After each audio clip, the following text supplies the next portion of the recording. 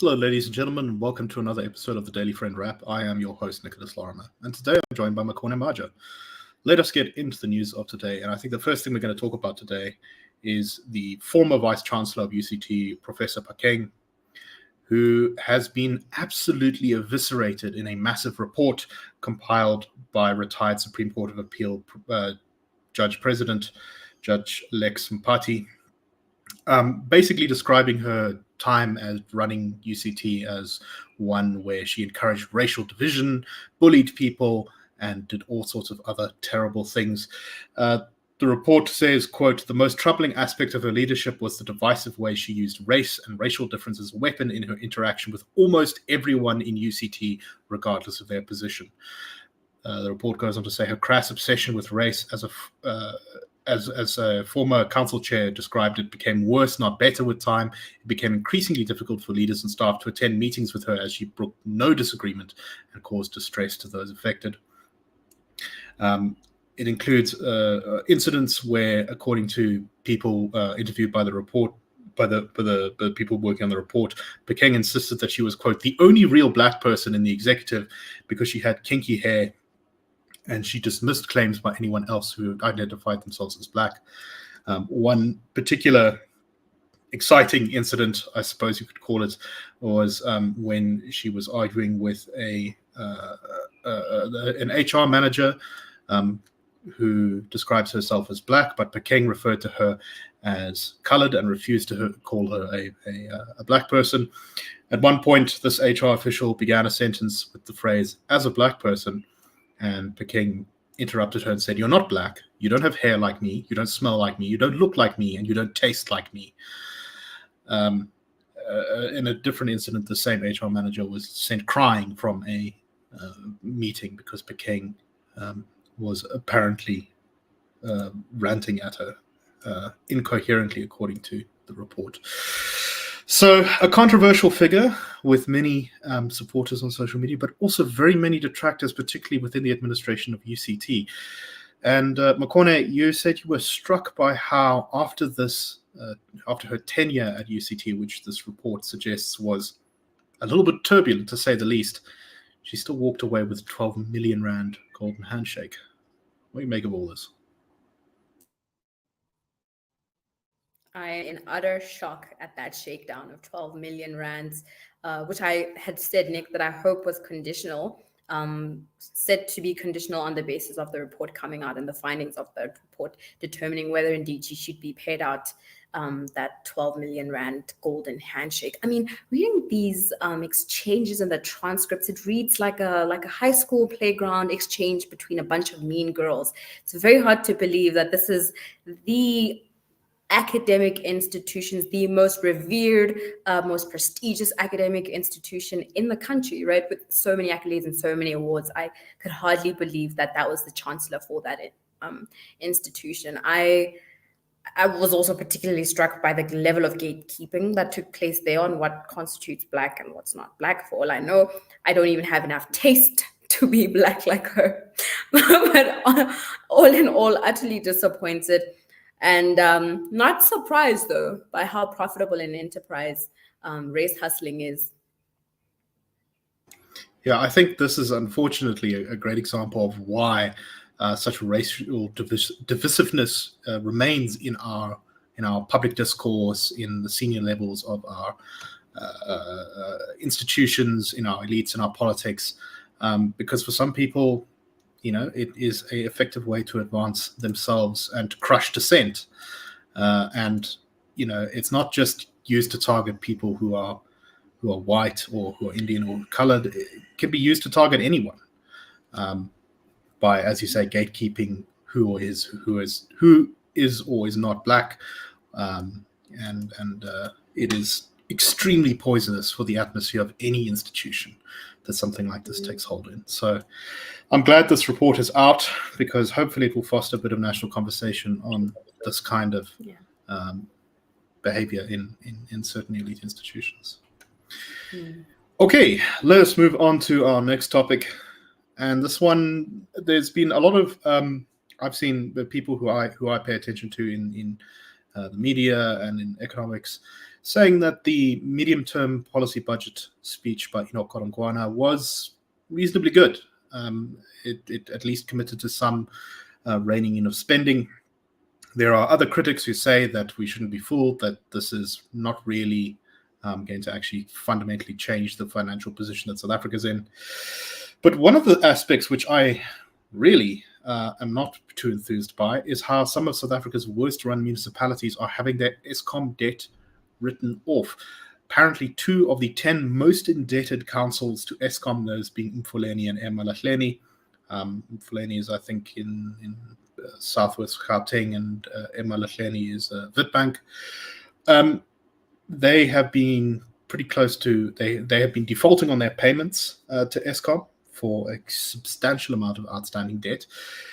But they applied to national government to have that debt written off, and apparently they are having their debt written off along with 67 other municipalities. 28 councils, according to the finance minister, had already been approved for this debt relief. And these 2 municipalities in particular owe a combined 13 billion rand to Eskom, which will be taken over by government. Not a great incentive, Makone, to say to almost some of your worst run municipalities, oh, well, you guys are so badly run that I guess we'll just write it off. What do you make of this? I think one of those municipalities, Mfuleni, I believe, has one of the largest amounts in terms of court defaulting court orders against it. And I think that court order or judgment was made in 2020, so during COVID. So these issues have been looming for a while. And like you said, we're placing the incentives in all the wrong directions, right? Essentially, the message we should take away from this is if we go for long enough periods of time not paying our rates, we will have relief being provided to us by the National Treasury at a time where debt is so high in South Africa, where you are etching a 75% debt to GDP ratio, where a quarter of our GDP now goes to debt servicing costs. It just feeds that cycle and that cyclical loop of ineptitude in municipality being rewarded, right? Because we know that not only will the people who work at those municipalities not be fired for poor revenue collection mechanisms, which we should discuss and have a robust discussion about that in the country, but they'll probably be elevated to one or other position, either in parliament or a bigger office in local government. But again, the incentives are in all the wrong positions, and that's how we never actually get to fix anything in this country. We just put a plaster on it, whether it's through a bailout or, as the minister has done now, just giving them relief and paying off the debt. That's exactly right. And without meaningful reforms and a track record of reforms, which shows that these municipalities are able to start making more money, start collecting that money, start spending the money correctly. Because in some of these municipalities, you actually do have the people paying. There aren't actually that high levels of defaulting. But then the municipal budget is redirected to somewhere else or stolen or something like that, and the bill doesn't get paid despite people actually paying their bills, which is even worse than having widespread defaulting. So I think these municipalities need to show first that they really, really have actually fundamentally turned themselves around before they get anything like debt relief. Anyway, last topic for today. There's been a lot of controversy recently over Eskom's use of coal power. About 80% or something like that of the country's power is produced by coal, a small amount by nuclear power, and then also some by various other things, the open cycle gas turbine diesel generators, the wind and solar energy, making a small amount of additions to the power grid, but a growing amount. And one of the battles has been over quality of air, which many environmentalists have in particular attacked Eskom for. And there have been several court cases where environmental groups have attempted to get coal power plants shut down for not meeting environmental requirements, something that Eskom has resisted because they say that while they are not able to meet some of these environmental requirements, it's simply because they are in massive risk of load shedding if they close down these power stations due to not having surplus supply. So the Eskom has done a study now to add to this debate, saying that they reckon that due to the reduction in air quality, Eskom's coal power stations kill about 330 people per year who presumably would not have died without the degradation to the air quality caused by coal power. Environmental groups claim that number is much higher, between 650 and 2,000 people a year, depending on the group and the study concerned. But Makone, to me seems like a really classic case of trade-offs. What exactly do you want from your power system? What can you afford?